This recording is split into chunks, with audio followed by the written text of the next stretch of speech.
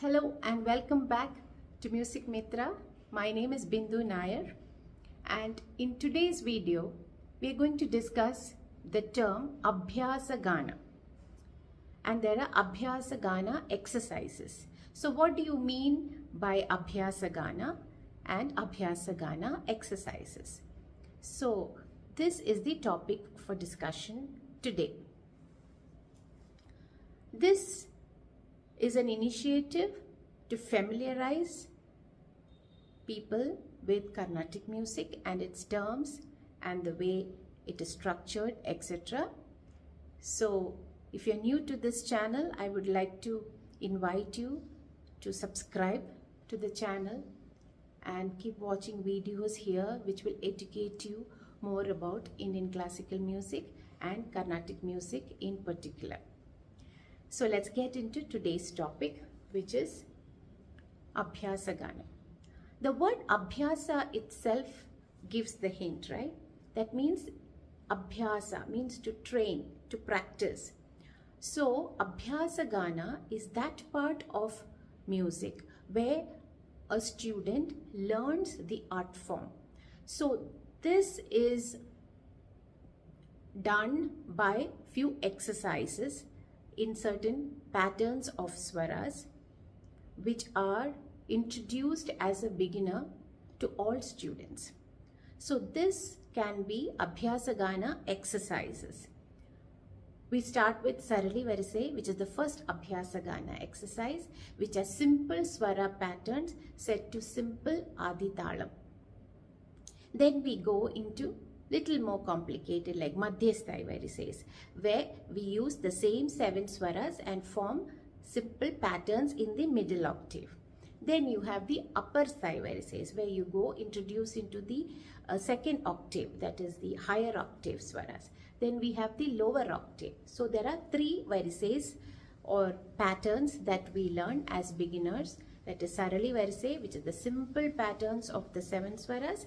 Then Madhyasthai varisais, which are patterns that are formed with little more complexity.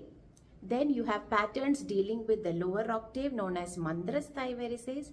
Then we have patterns dealing with the higher octave, which is known as Upper Sthai varisais or Tarasthai varisais.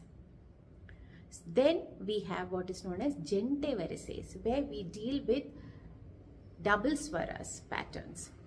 So there will be sa, sa, ri, ri, ga, ga, all swaras taken in a pair.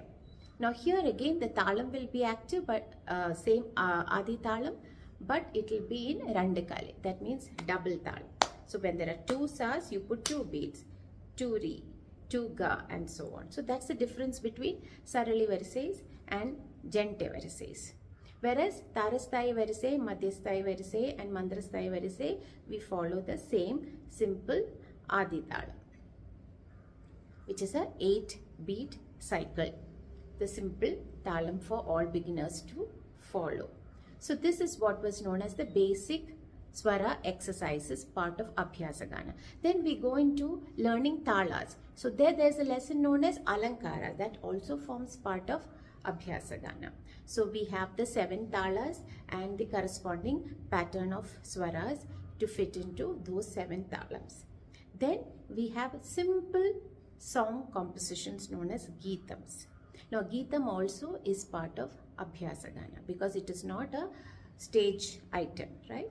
So when we learn the basic swaras, then the next step we can say it is Geetam. You introduce Sahityam. So far we were only learning Solfa swaras. Now you introduce Sahityam into the learning process. So that is the first step, getting into Geetam. Now after Geetam we learn little more complex compositions known as Swarajatis and Jatiswarams. And finally part of Abhyasa Gaana is Varnams. This is a piece which is both Abhyasa as well as presented on stage.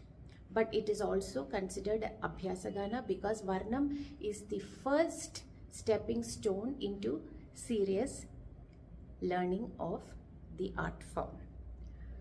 So if you have any queries regarding this topic, please feel free to write in the comments below or send an email to sanskritiacademymusic@gmail.com.